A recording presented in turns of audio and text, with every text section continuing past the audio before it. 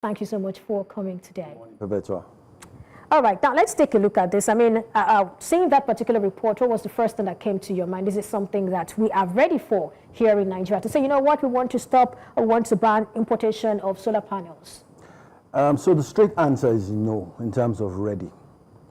So let's backtrack. Okay. We currently generate in terms of generated capacity for power, probably about 11,000.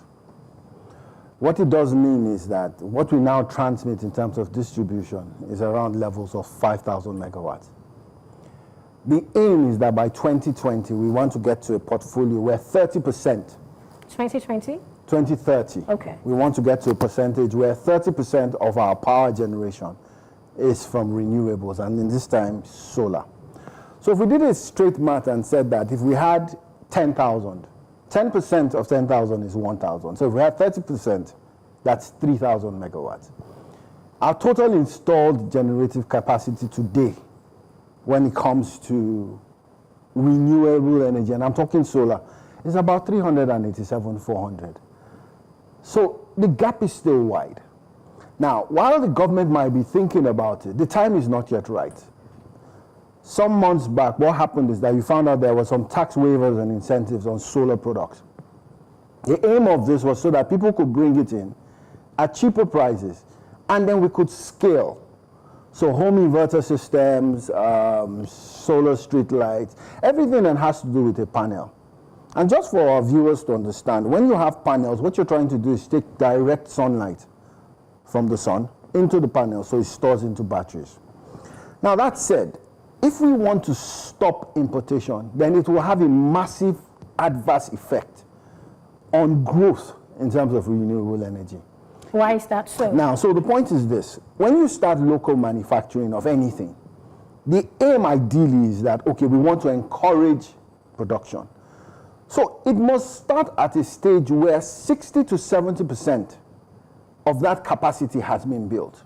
So if you're going to manufacture these things locally, what is the stage today in terms of manufacturing? As we speak today, there are probably just, I believe, one company that is fully manufacturing here. That's a company called LPV. There's another company called Oxano who does what you call CKD, completely knocked down. So what it is that they put the parts together. So to manufacture a panel here, the two major items are glass and aluminium. Now, what now happens is that to be able to do it 100% here, you'll find out that a company that is even manufacturing here is probably importing those two items. Because if you backward integrate in Nigeria, what it is that, and let's go the battery route. The major components of batteries are lithium. Now, while we have lithium here, we've not been able to extract it in commercial quantity, standardize it. And when I say standardizing, so that when it goes through the production process, quality is at the highest. Until those stages happen, a ban is not even an option. What we should do at this stage, if you ask me, is that we should try and find more incentives to give in terms of more tax waivers, energy power cuts in terms of, because they're going to produce with power. If we give them incentives that makes them better to be able to produce, friendlier environments for them, then what it means is that it can begin to scale. But there should be no talk about a ban until local production or manufacturing has gotten to at least 70%. Let's not forget, when we talk about energy poverty, we're not nearly there as a country. Ideally, Nigeria should be using about 20,000 megawatts of electricity based on our size and industrialization. If we're just generating about 11,000, and only that's distributing... installed capacity. Yes, that's installed in terms of generation, 11,000. But we're only distributing 5,000. Then I don't think it's the right time to be having this kind of conversations. All right. So, I mean, looking at all of these things now, what do you think we need to start from? I think starting is what we started doing. You have companies that are now willing to set up in Nigeria and start manufacturing. Massive, massive step.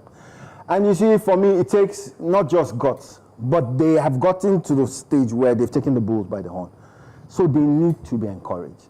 But encouraging them is not stopping importation of what the whole country needs. You know, I mean, I remember you mentioned one company earlier, and I remember that during the launch of one of the maybe production sites, they also were asking the government to ban importation.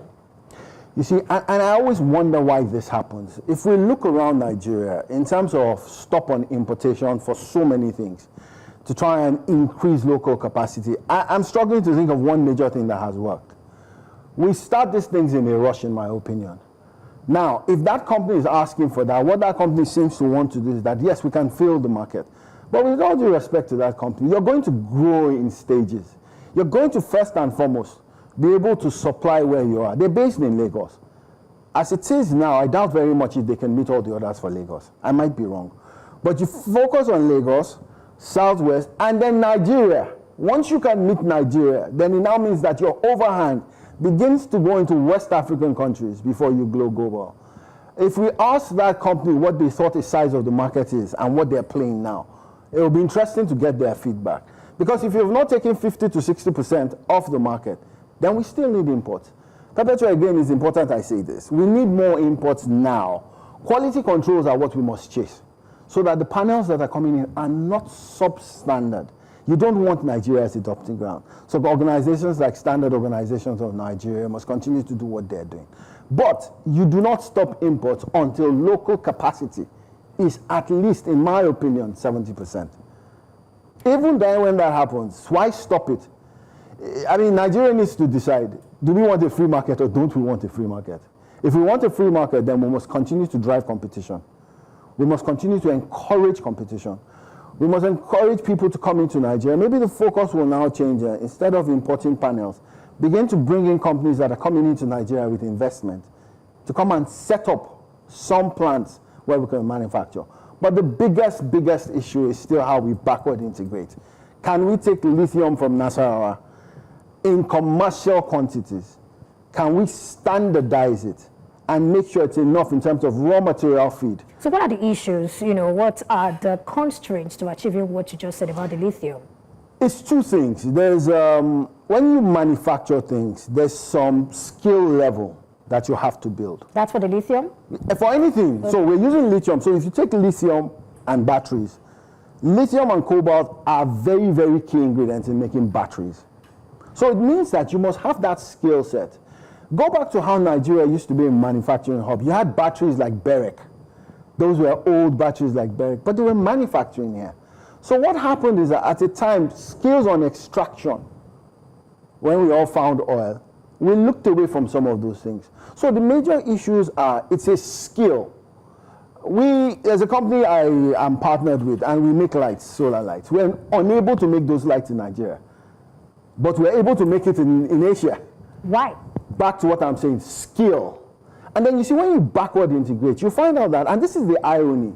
So how do we, institutionalize this backward integration? So it's not just investors that are driving it, but we have maybe some policies driving it. That's a very great question. Now, policy consistency seems to be our major issue. We talked about a policy that said that we were going to give waivers to people who were importing panels, batteries, inverters. And why were we doing that? Because we wanted to scale. Now, a few local companies are now manufacturing. We've jettisoned that policy. So it's policy consistency.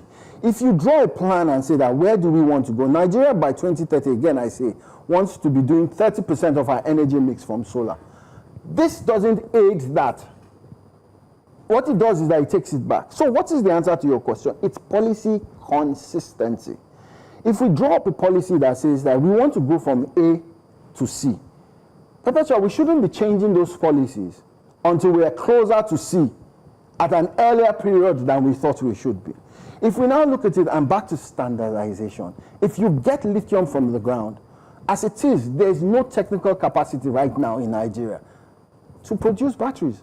So we have to ship that skill out of the country by shipping the raw material, which has been Africa's greatest problem. We take out all our raw materials and we bring it in. So back to what we're saying. You need policy consistency, but you need companies that are coming in.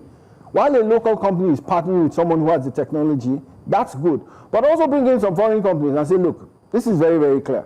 You can extract lithium, but the plant has to be on ground here. The manufacturing has to be. So what happens? Knowledge transfer. So what about okay, go ahead. Standardization. When you standardize, something as simple as if I took something out from the earth and I wanted to use it in its clean form as raw material, It means that it must be free of particles, impurities, and that's that process of standardization. If you have too much sand in what you're going to spend so much time extracting the sand, which is another process only. So you mean that it means that the end product has a problem. Glass, aluminium. I mean, we had an aluminium company, Ascon. It hasn't worked in years. I'm not so sure it can still work at maximum capacity. So sadly, we've lost some ground. And to gain those grounds, we must begin to bring in people who are going to pass that knowledge on to us. But we must also be consistent in our policies. Right. You know, what I hear, really, apart from every other thing you've talked about, I also hear trade policy, something we need to be very serious about, you know, bringing in this foreign direct investors and saying that, you know what, we need some capacity in-house. We need some capacity here. We need some things to be done here. We don't have to ship everything, because if we are going to do backward integration, we need those technical know-how that, you know, those are missing here. They are missing, and you see... In less than 30 seconds. Very good. What I was just going to say, I think the person in the driving seat now, there's a Dr. Jumoke Oduwole. I think that we've gotten it right in terms of putting the right person ahead of this kind of conversation. And I think she'll do us much, much good. All right. Thank you so much for your time on the show today.